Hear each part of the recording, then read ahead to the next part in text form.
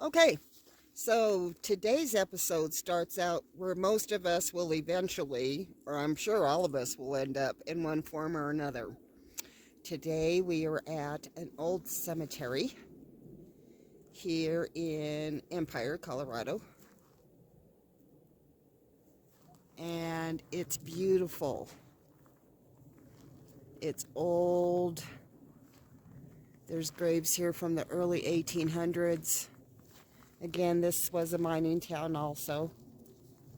Starting to snow a little bit out here. But I thought today it was apt.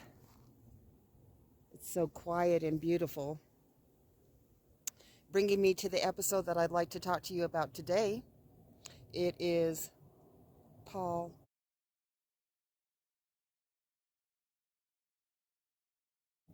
And he lived in Lone Tree, Colorado.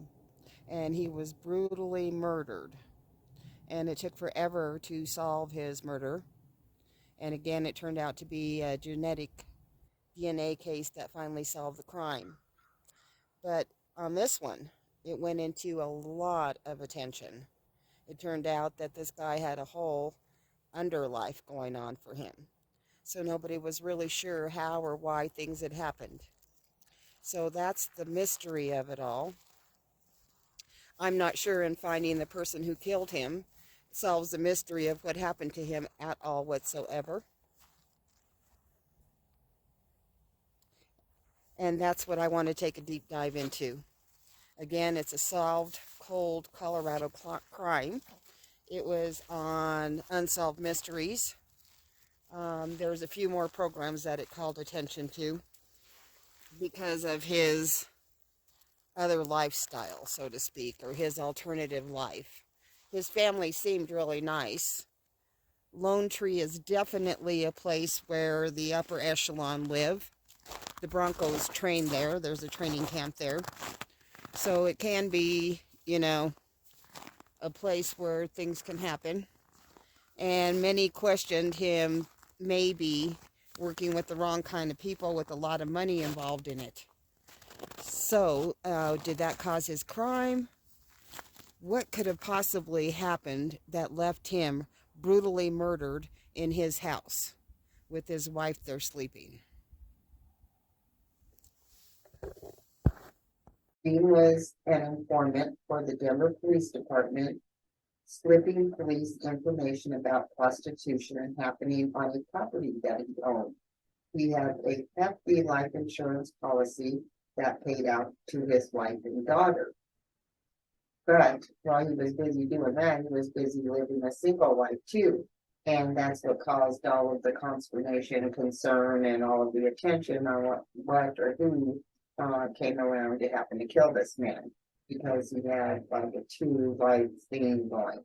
And this is not the first time this has happened. We all know that. We've heard of people who have two families going and they work the kind of job, where they don't have to be home all the time or they just would all of a sudden turn up missing and then, turn up here or there or whatever.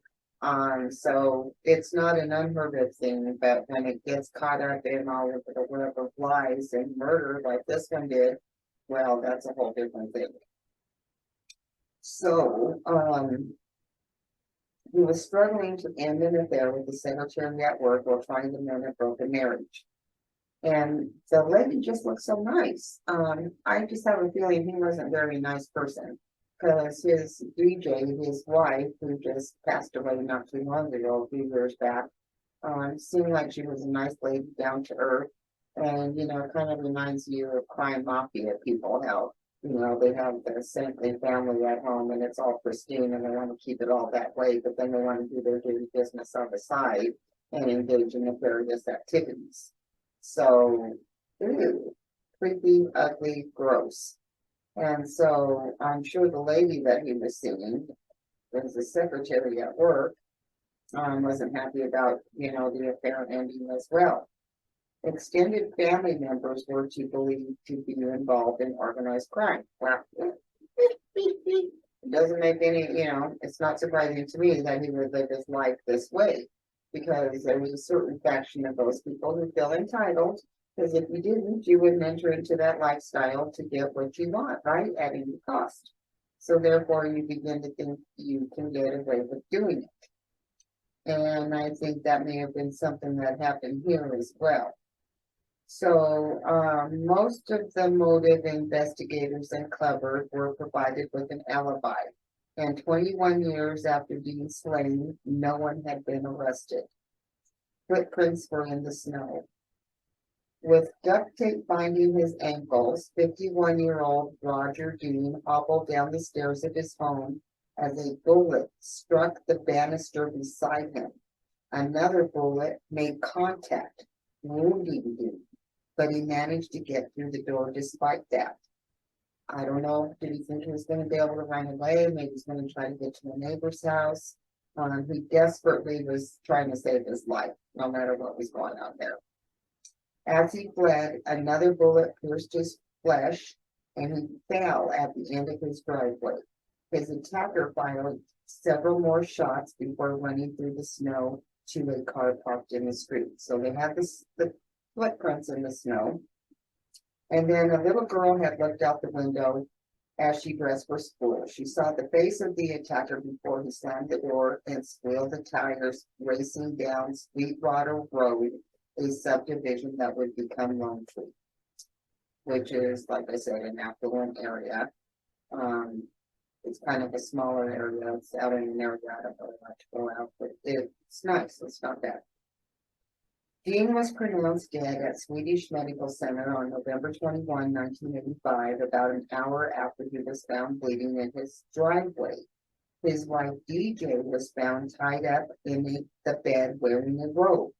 The scene was laden with critical evidence, said Douglas County Sheriff's Office Ken Castellano, who was the crime scene investigator at that time. How horrifying for DJ. She's probably out there living her mostly.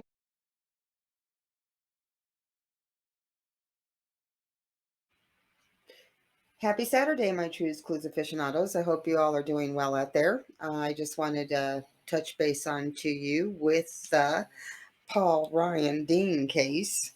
And finally, in Douglas County, Colorado, DNA evidence taken from a water bottle used by the now suspected person during a cross-country flight helped investigators crack a decades-old case, an affidavit said.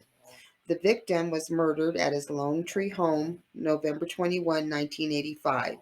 Roger Dean. Michael Jefferson, 64, is now the suspect in the crime. Douglas County Sheriff Tony Spurlock announced Friday afternoon. He faces charges for first-degree murder and kidnapping and was extradited from Los Angeles to Colorado earlier this month. And I know that Sheriff Spurlock was very happy because he'd been monitoring this case since it went down. Jefferson is slated to appear in court on April 14th and is being held right now without bond. No surprise there. There was hair on a ski mask left behind at the crime scene, which would ultimately crack the case, according to an arrest affidavit made public on Friday afternoon. And that was a while back, not this Friday. Technology from 1985 was not able to deduce useful DNA information from the small bit of evidence, but in 2003, the CBI, Colorado Bureau of Investigation, was finally able to develop a profile and enter it into the national database. Nothing had come up that time, so then they got a DNA genealogy investigator on it. And he was able to determine the people who were likely to be the suspect's parents. The family had 2 sons, and Jefferson was one of them. According to the affidavit, the ensuing investigation revealed that Jefferson had indeed lived in Colorado in 1985 and had a criminal history in Denver. Law enforcement began to monitor Jefferson. According to the affidavit, and 2 deputies boarded the same Spirit Airlines flight as he was on, going between Los Angeles and New Orleans. Probably, I don't know what he got going on there, but New Orleans got all kinds of stuff going on. During the flight, detectives saw Michael drinking from a plastic water bottle. and he discarded the water bottle by handing it to a female flight attendant. I guess previously to that, he was just really monitoring his stuff. He was making sure he wasn't leaving any DNA footprints with him. He took his trash with him. This time, for some reason, because he handed it off and the detectives were watching him, they had him. Testing from the CBI later determined that the DNA found on the water bottle was consistent with the profile of the samples collected from the ski mask in 1985. Well, there you go. So we'll see what happens with that. I'll keep tracking it for you and I'll give you the latest update on that crime that's taken place as a cold case in Colorado. I hope you guys are enjoying the cases I've been putting out. I'd love to hear feedback from you, or if you have any other ideas. I'm trying real hard this year to grow my Patreon page. If you don't mind taking a look at that there, I've got the link down below here.